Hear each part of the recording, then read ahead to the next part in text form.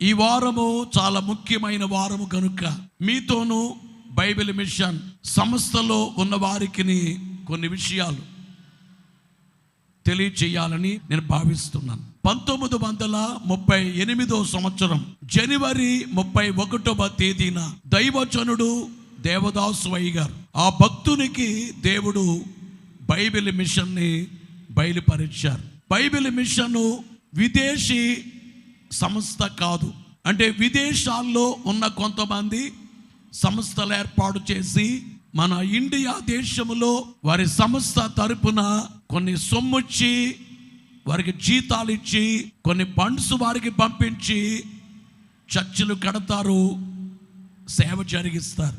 కానీ Bible machine విదేశీ సంస్థ కాదు, ఇది స్వదేశ సంస్థ. అనగా మన దేశంలో, భారతదేశంలో ఈ సంస్థ రాజమహేంద్రవరములో 1938 సంవత్సరములో దేవుడు బయలుపరచినది బైబిల్ మిషన్. ఈ బైబిల్ మిషన్ అందుకున్న దైవజనుడు దేవదాసు అయ్య గారు. ఆ దైవజనుడు డబ్బు ముట్టుకోలేదు, శరీరాన్ని గోళ్లతో గీరలేదు, పెళ్లి చేసుకోలేదు. మహాభక్తుడు. ఈ ఫోటోలో ఉన్న దైవజనుడు ఈ పాడే పాటలన్నీ కూడా మనం చెప్పుకునే అనేకమైన బోధల్ని దేవుని దగ్గర అందుకొని తెలియచేశారు. బైబిల్ మిషన్ జన్మించి ఇప్పటికీ 86 సంవత్సరాలు పూర్తయి వచ్చే శుక్రవారం 31వ తేదీ జనవరి 87వ సంవత్సరంలో అడుగు పెట్టబోతుంది బైబిల్ మిషన్. ఈ బైబిల్ మిషన్ 87 సంవత్సరాలుగా ఎంతో వృద్ధి, జీతాలు లేని నిరుకు సొమ్ము, నిరుకు రాబడి లేని నిలువ సొమ్ము లేని బైబిల్ మిషన్ అనేక ప్రాంతాలకు వ్యాపించి, ఓ మాటలో చెప్పాలంటే గొప్ప విస్తరణ జరిగింది బైబిల్ మిషన్లో. 1959 సంవత్సరంలో దైవజనుడు దేవదాసు అయ్య గారు ఓ ప్రార్థన చేశారని, ప్రభువా ఈ మిషన్ నాకు బయలుపరిచారు అంటే అప్పటికి దైవజనుడు ఇంకో సంవత్సరంలో వెళ్ళిపోతారు. కొన్ని నెలల్లో 59వ సంవత్సరంలో ప్రార్థన చేస్తూ ఇది ప్రపంచ రికార్డ్ అవ్వాలి అని ప్రార్థించారట. 59లో ఏమీ లేని బైబిల్ మిషన్, ఓ చెట్టు కింద ఆరాధన, ఇంటి అరుగులపై ఆరాధన. ఆదివారము చర్చ్ ఎక్కడంటే ఇంటి అరుగు మీద, ఇళ్లల్లో చెట్టు కింద. నేను కూడా ఒక ఇంటి ముందు అరుగుపై ఆదివారం ఆరాధన చేసేవాడిని, ఒక ఇంట్లో ఆరాధన చేసేవాడిని, మా తండ్రి మా తల్లి నేను. అలాంటి బైబిల్ మిషన్ దైవజనుడు చేసిన ప్రార్థన ప్రపంచ రికార్డ్ అవ్వాలి అని చేసినటువంటి ఆ మాట రెవరెండ్ ఎస్ఎంఎల్ఏ గారు చెబుతుండగా నేను విన్నాను. ఆ మాట బైబిల్ మిషన్ ప్రెసిడెంట్గా చేశారు. దేవదాసు అయ్య గారి దగ్గరే వారు ఉండేవారు. వారు చెప్పినప్పుడు నేను విన్నా. అలాంటి బైబిల్ మిషన్ అరుగుల మీద, చెట్ల కింద, ఇళ్లల్లో, చర్చి లేక, స్థలము లేక, అందరి చేత విమర్శించబడిన బైబిల్ మిషన్ ఈ రోజున వరల్డ్ బుక్ ఆఫ్ రికార్డ్స్ లండన్లో ప్రపంచంలో ఉన్న చర్చెస్ అన్నిటికంటే పెద్ద మందిరము బైబిల్ మిషన్ మందిరం అని రికార్డులోనికి వెళ్ళింది. చేతులు ఎత్తి గట్టిగా చప్పట్లు కొట్టి దేవుని కనపరుద్దాం. దేవునికి మహిమ కలుగును గాక. ప్రపంచములోకెల్లా మీరు కూర్చున్న మందిరం, మీరున్న మందిరము ప్రపంచములో గల పెద్ద మందిరముగా రికార్డుకి వెళ్ళింది. ఈ రీతిగా బైబిల్ మిషన్ని దేవుడు వృద్ధి చేసుకుంటూ వచ్చారు. కేవలము మందిరము కడితే, పెద్ద మందిరం అయితే, నేను మాట అంటాను, మందిరము లేకపోయినా పర్వాలేదు, మందిరము లాంటి విశ్వాసులు తయారైతే చాలు. ఎందుకంటున్నారంటే, మనకి మందిరమే లేనప్పుడు తాటి ఆకుల పందిర్లో కార్యక్రమం చేసుకున్నాం. 10 సంవత్సరాల కాలం తాటి ఆకుల షాల్లో కార్యక్రమం చేసిన మనం, మందిరం ఉంటేనని కాదు, అక్కడ అనేక మంది విశ్వాసులు తయారయ్యారు, రక్షించబడ్డారు. ఈ రీతిగా 86 సంవత్సరాల కాలం దేవుని కృప చేత నడిపించబడిన బైబిల్ మిషన్. అయితే ఈ మిషన్ యొక్క ప్రత్యేకత ఏమిటంటే, ఎక్కడైనా కానీ మిషను కానుకిస్తుంది, మిషను జీతాలు ఇస్తుంది సేవకులకి, కానీ ఇక్కడ మిషన్కే పాస్టర్లు కానుకిస్తారు, మిషనుకే ఇస్తారు, మిషన్కే కానుక సమర్పిస్తారు. మిషన్కి సమర్పించే ఆ కానుకతో మిషను నడుస్తుంది. అయితే ప్రతి ఏడాది జనవరి మాసములో సభలు జరుగుతాయి. దేవదాసు అయ్య గారి కాలము నుండి జనవరి మాసములో దైవజనుడు ఉండగా జనవరి 13, 14, 15 తేదీలు జరిగేవి, ఇప్పటికి అయిపోయేవి. అయితే కొంతమంది ఆ సభల కొరకు ఆ టైంలో వేరే వారి పండుగలు జరుగుతున్నాయి, వారికి ఇబ్బంది లేకుండా అనేటట్లుగా జనవరి 27, 28, 29 తేదీలు పోలీస్ పర్మిషన్లు కూడా మనకు అవసరము కనుక దాన్ని బట్టి డేట్లు మార్చటం జరిగింది. ఈ మీటింగ్స్ ఇంతకు ముందు కాలంలో గుంటూరులో మేమందరము కలిసే చేసేవాళ్ళము. ఇప్పుడు మేము అక్కడ కలిసి పని చేయట్లేదు. దానికి అనేక కారణాలు ఉన్నాయి, నేను వాటిని ఈ టైంలో వివరించలేను. నేను కోరుకున్నది ఏమిటంటే, బైబిల్ మిషన్లో ఏ క్రమమైతే పూర్వకాలం ఉండేదో ఆ క్రమముతో జరగాలి. సేవకులు ఇచ్చిన కానుకలకు లెక్కలు ఉండాలి. ఏ సంస్థ అయినా లెక్క చెప్పాలి. లెక్క చెప్పకపోతే అది కరెక్ట్ అయినటువంటి సంస్థ కాదు, అంటే సంస్థకి అది బ్యాడ్ నేమ్. గమనించే మాట ఏమిటంటే, చాలా జాగ్రత్తగా మిషను కొనసాగించబడాలి. మిషను నాది అనుకోకూడదు, అందరిది మిషన్ అనుకోవాలి. బైబిల్ అందరిది, బైబిల్ మిషను అందరిది. ఇది ఒక కుటుంబానికో, కొన్ని కుటుంబానికో, ఒక ప్రాంతానికో చెంది ఉండడము కాదు. ఇది అందరికీ చెందినటువంటిది. ఎందుకంటే బైబిల్ అందరిది కనుక.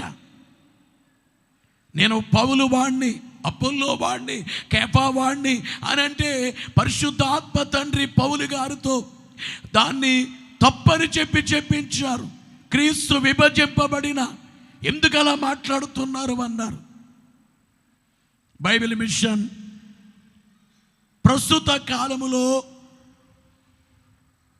గన్నవరం, విజయవాడ గన్నవరములో మర్నాథ కనిమిర్చినాల్ గ్రౌండ్స్లో ఈ నెల 29, 30, 31 తేదీలు మహాసభలు జరిగించబడుచున్నాయి.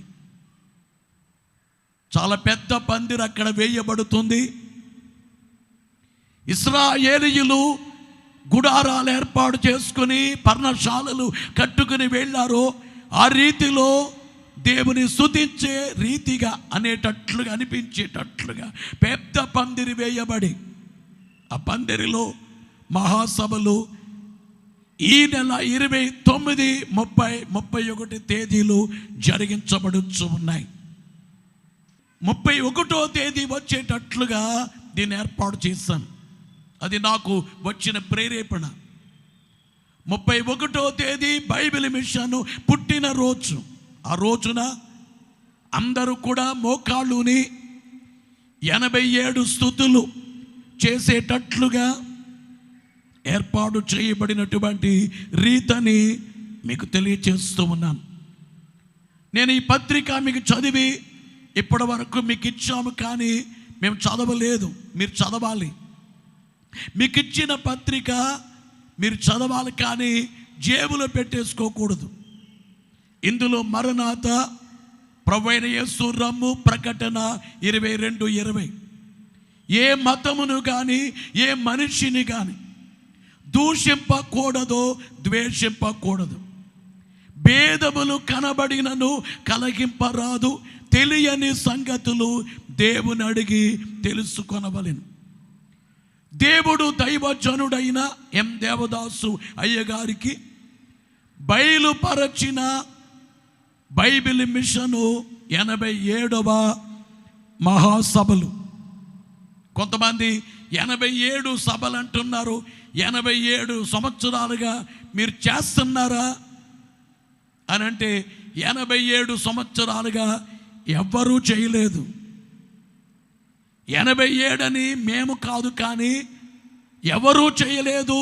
అయితే 87 అని ఎందుకు అంటున్నామంటే, 87 సంవత్సరాలను బట్టి దేవునికి స్తుతులు చేయడానికి ఈ పేరు మేము పెట్టాము. దీనివల్ల ఏది నష్టము లేదు, ఎక్కడి నుంచి అర్జించేటువంటి రీతి లేదు. దేవునికి మహిమ మాత్రమే. జనవరి 2025 సంవత్సరం జనవరి 29, 30, 31 బుధ, గురు, శుక్రవారం పెద్దవుట్టుపల్లి రైల్వే స్టేషన్ ఎదురుగా గన్నవరం, విజయవాడ. పెద్దవుట్టుపల్లి రైల్వే స్టేషన్ ఆత్కూర్లో బస్సు దిగే వాళ్ళు ఆత్కూర్లో దిగిపోవచ్చు. రైల్వే స్టేషన్ అంటే పెద్దవుట్టుపల్లి రైల్వే స్టేషన్. మీకు అక్కడ బ్యానర్లు, వాల్ పోస్టర్లు, బ్యానర్స్ అన్నీ కనబడతాయి, గమనించాలి. ప్రసంగికులు, బైబిల్ మిషన్ బోధకులు ప్రసంగించెదరు. అలాగే దీని గూర్చినటువంటి విషయాలు ఎంతో క్రమముగా, ఈ సభలు ఎంతో క్రమముగా, ఆత్మీయముగా, దేవునికి మహిమకరముగా జరిగింపబడుచున్న బైబిల్ మిషన్ మహాసభలు. నెంబర్ 1, దేవుడు దైవజనుడైన ఎం దేవదాసు గారికి 1938 సంవత్సరం జనవరి 31వ తేదీ బైబిల్ మిషన్ బయలుపరిచి ఉన్నారు. ఈ వత్సరము 87వ వత్సరము కనుక బైబిల్ మిషన్ 87వ మహాసభలు మహాకనుడైన దేవుని మహిమ పరచుటకు 3 దినములు ఏర్పాటు చేయబడినవి. ఈ బైబిల్ మిషన్ మహాసభలు 28/1/2025 సాయంత్రం 5 గంటలకు ఆరంభమగును గనుక సంఘములన్నీ ఈ సమయమునకే సభా ప్రాంగణమునకు చేరుకొని సభలో ఏకీభవించవలెను. వీలైతే మంగళవారానికే అందరూ వచ్చేయండి. మంగళవారం సాయంత్రం 5 గంటలకి సభ ప్రారంభించబడుతుంది. రెండవదిగా ఉదయకాల కార్యక్రమం ఉదయము 4 గంటల నుంచి 5 గంటల వరకు దైవ ధ్యానము జరుగుతుంది. 4 గంటల నుంచి 5 గంటల వరకు తెల్లవారుజాము ధ్యానం. ఉదయము 8 గంటలకి పాటల కార్యక్రమం ప్రారంభించబడుతుంది. కరెక్ట్గా 9 గంటలకు స్టేజీ పైకి బైబిల్ మిషన్ అధికారులు పైకి వెళ్ళటం జరుగుతుంది. 9 నుంచి 1 గంట వరకు ఉదయకాల కార్యక్రమం, సాయంత్రం 5 గంటల నుంచి 9 గంటల వరకు సాయంకాల కార్యక్రమం.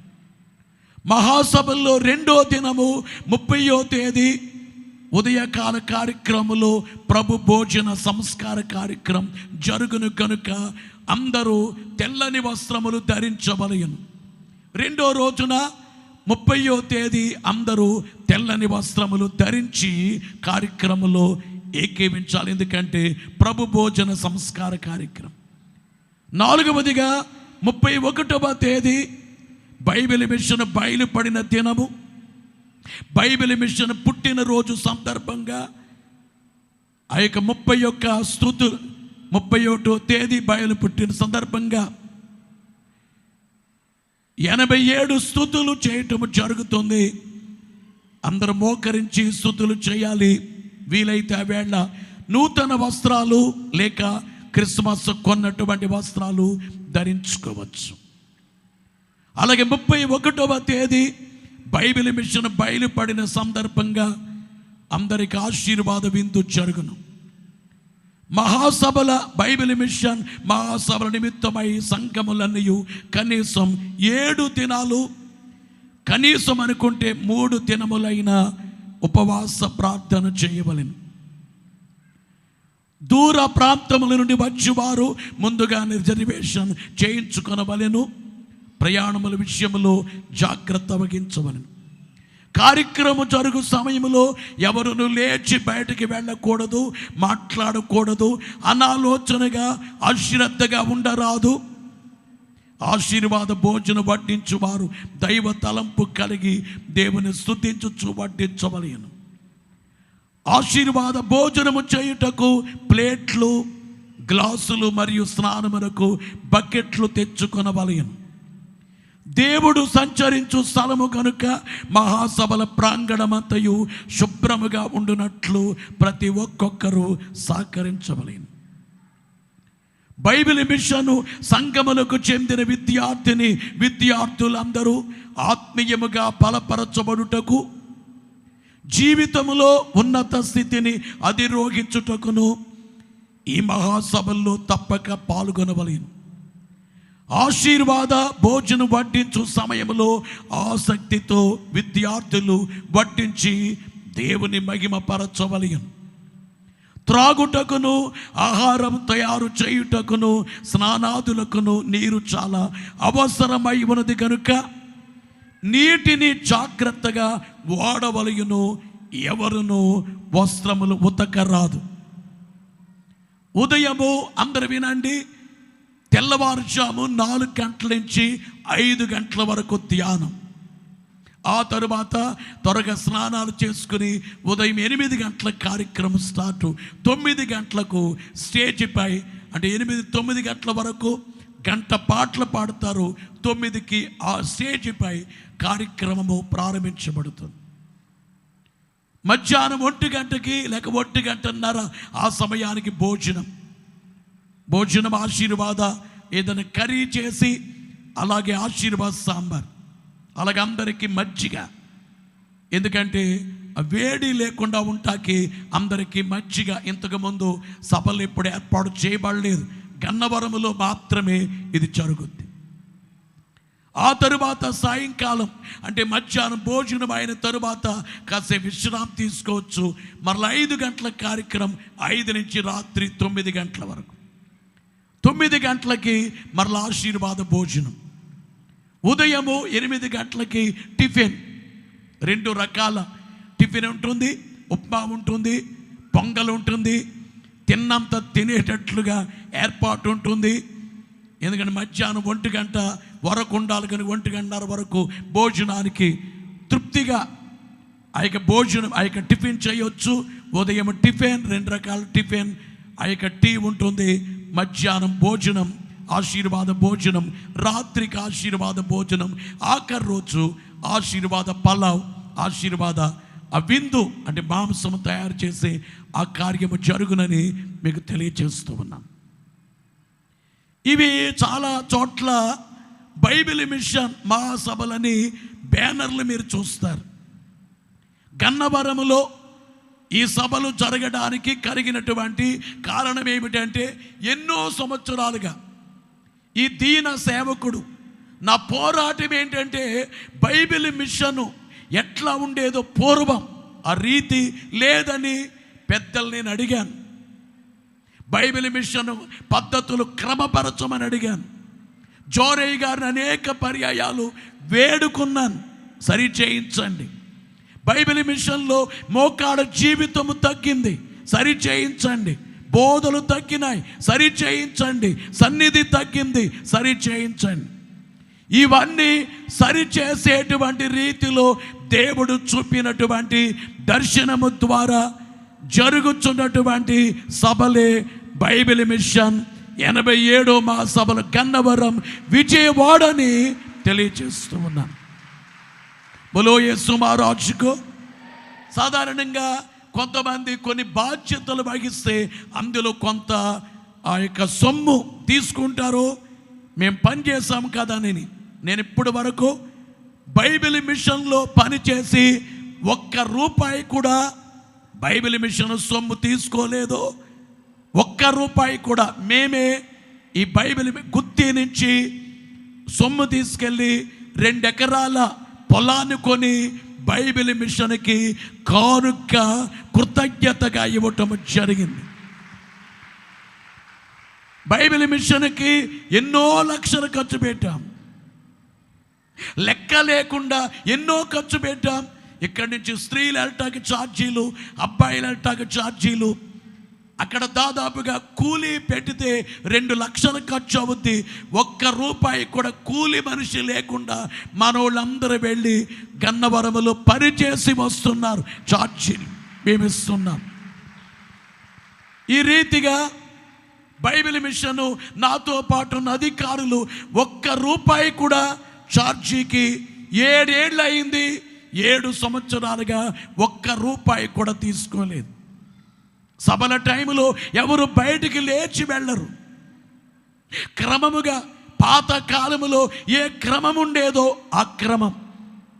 ఎవరైనా కానీ ఏంటి అని విమర్శించే వారికి చెప్పే మాట ఏమిటంటే, ఈ క్రమాన్ని ఎక్కడైనా కానీ చూపించగలిగితే గన్నవరములో జరుగుతున్న సభల యొక్క రీతి కానీ, ఆ ప్రార్థనలు కానీ, వాక్యములు కానీ, క్రమము కానీ, ఆత్మీయత కానీ ఎక్కడైనా చూపించగలిగితే మేము గన్నవరం విడిచిపెట్టి అక్కడికి వచ్చేస్తాం. క్రమము కావాలి. పాత కాలములో పూర్వకాలం ఏది జరిగింది అదే జరగాలి. గనుక మీ అందరికీ తెలియజేసే మాట ఏమిటంటే, ఆత్మీయత కావాలంటే బైబిల్ మిషన్ గన్నవరం మహాసభలకి రండి. క్రమశిక్షణ చూడాలి అనుకుంటున్నారా? బైబిల్ మిషన్ మహాసభలో గన్నవరానికి రండి.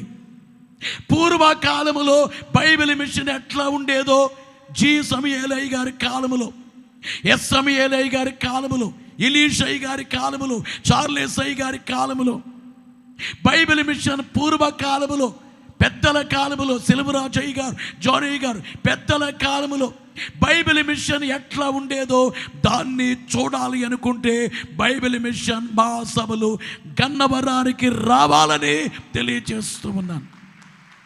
చాలా చక్కటి ఫెసిలిటీస్ అన్ని ఏర్పాటు చేశాము. పాస్టర్లు స్నానాలు చేయటానికి పాస్టర్ గారులు వారి సతీమణుల కొరకు సెపరేట్ సెక్షన్స్ ఏర్పాటు చేశాము. వచ్చినటువంటి జనాల కొరకు చక్కగా తార్పాలిస్తూ చక్కగా బాత్రూమ్స్ ఏర్పాటు, స్నానపు గదులు, లోపలికి వెళ్తే అంతా చేసుకుని బయటికి వచ్చేటట్లుగా, సిద్ధపడి వచ్చేటట్లుగా, రెడీ అయి వచ్చేటట్లుగా ఏర్పాటు చేశాము. పనులన్నీ జరుగుతున్నాయి. నేను అక్కడే నిన్న ఉదయం అక్కడి నుంచి వచ్చా గన్నవరము నుండి ఆ పనులన్నీ చూసుకుని మంగళవారము, బుధవారము, గురువారము అక్కడే ఉన్నాము సభల ప్రాంగణములో. గుత్తిలో సభలు జరుగుతాయి. అనగా వచ్చే ఏప్రిల్ 30వ తేదీ, మే 1, 2 పెద్ద సభలు ఇక్కడ జరుగుతున్నాయి.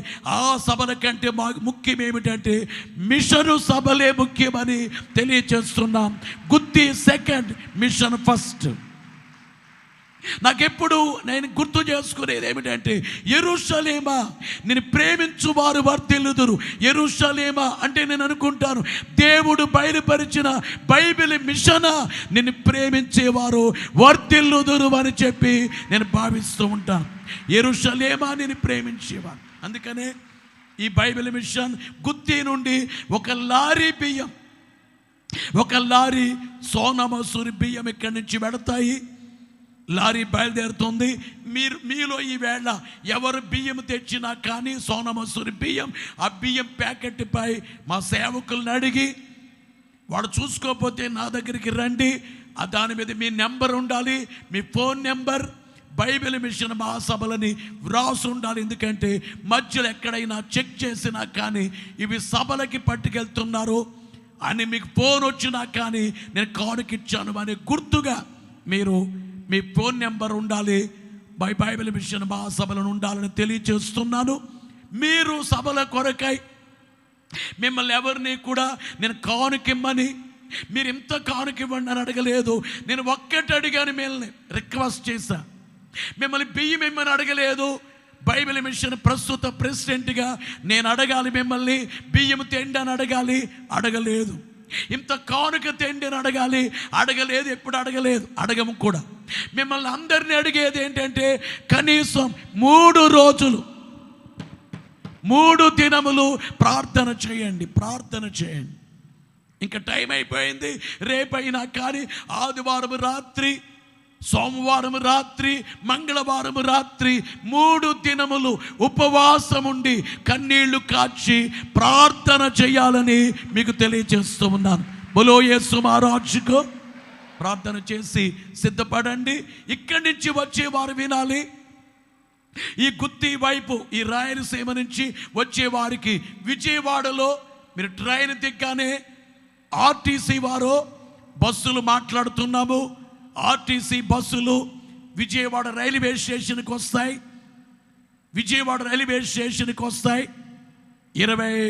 29వ తేదీ ఉదయానికి రెడీగా ఉంటాయి. అక్కడ బస్సు ఎక్కితే మన గ్రౌండ్లో బస్సులు దిగిపోవచ్చని సభా ప్రాంగణములు అని మీకు తెలియజేస్తున్నాం. తిరిగి వచ్చేటప్పుడు బస్సుని మీరు గ్రౌండ్లోనే బస్సులు వస్తాయి, రప్పిస్తాం. ఆర్టీసీ వారు పోయిన సంవత్సరం కూడా అంటే ప్రతి ఏడాది పంపిస్తున్నారు వారు. నేను వెళ్ళమని చెప్పాను. డిపో మేనేజర్ గారిని కలిసి రమ్మని చెప్పేసి అన్నాను. కనుక బస్సులు పంపిస్తారు. కనుక బస్సులు మీరు రైల్వే స్టేషన్కి వచ్చేయొచ్చని, మీరు ట్రైన్లో వస్తారు. స్పెషల్గా బస్సులు ఏర్పాటు చేసుకుంటారు. ఐజా నుంచి 3 బస్సులు వస్తున్నాయి. అలాగే ప్రతి చోటు నుంచి బస్సులు మాట్లాడుకుంటున్నారు. అటు మదనపల్లి నుంచి చాలామంది ట్రైన్కి వస్తున్నారు, ఓ బస్సు మాట్లాడుకున్నారు. పోయిన ఏడాది ఇక్కడి నుంచి దాదాపుగా 25 బస్సుల వరకు రాయలసీమ నుంచి వెళ్ళాయి. 25 బస్సుల వరకు. కనుక మీకు చెప్పేది, మీరు బస్సులు మాట్లాడుకుంటారు, ట్రైన్లో వస్తారు, కానీ ఖచ్చితంగా బైబిల్ మిషన్ మహాసభలకి రావాలి.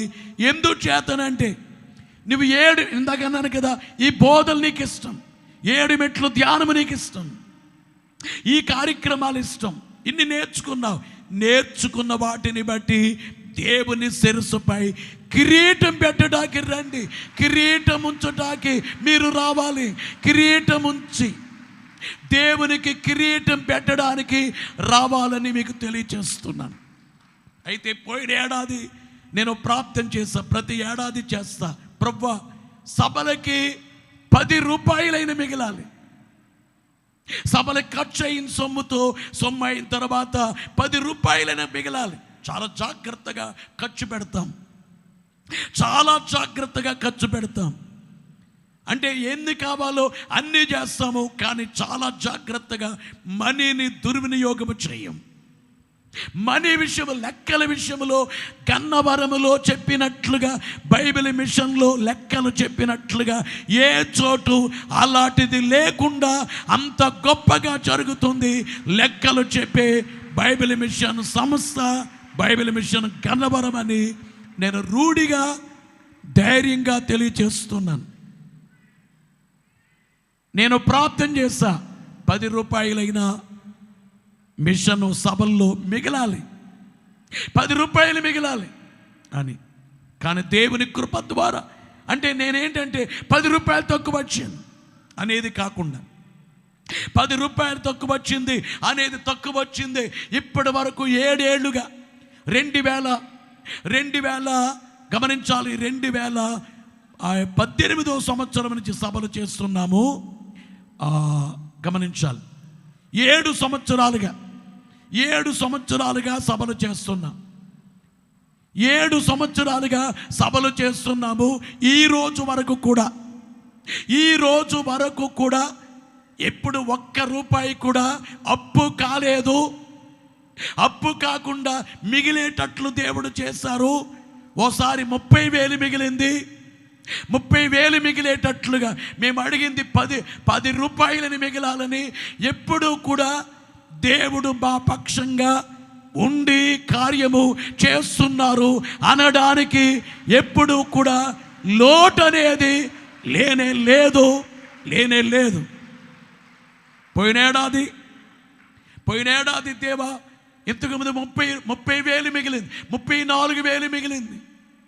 10 రూపాయలని మిగిలాలి. నాకు 30,000 కాదు, నేను 10 అయినా మిగిలాలి, 10 రూపాయలు అని ప్రార్థన చేస్తే సభలకి అయిన తరువాత లెక్కలు చూస్తే 10 లక్షలు మిగిలింది. 10 లక్షలు. బోలో యేసు మహారాజుకు దేవునికి మహిమ కలుగును గాక. ఆ 10 లక్షలు ఆ సొమ్ము తీసుకుని మేము తాడేపల్లిగూడెంలో మహాసభలు పెట్టాం. 1000 మందికి సువార్త వినిపించాం.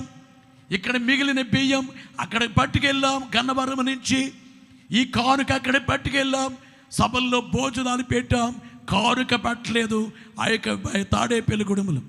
మళ్ళక్కడి నుంచి తణుకెళ్ళాం. అక్కడ మీటింగ్స్ పెట్టాం. అక్కడ ఖర్చు పెట్టాం. లక్షలాది రూపాయలు అక్కడ ఖర్చు పెట్టాం. ఆ సొమ్ము అంటే మిషన్లో ఉండే డబ్బు, మిషన్లో ఉండేటువంటి సొమ్ము, ఈ సొమ్ము తీసుకెళ్ళి మిగిలిన సొమ్ము మిషన్లో ఉండే సొమ్ము. ఎంతకపోతే మిషన్కి 2 కోట్లు పైబడి అప్పుండేది. దేవుని కృప ద్వారా మిషన్కి ఇప్పుడు 27 లక్షలు ఆ యొక్క మిగిలే ఉందని తెలియజేస్తూ ఉన్నాను. 27 లక్షలు మిగిలే ఉంది. దేవునికి మహిమ కలుగును గాక.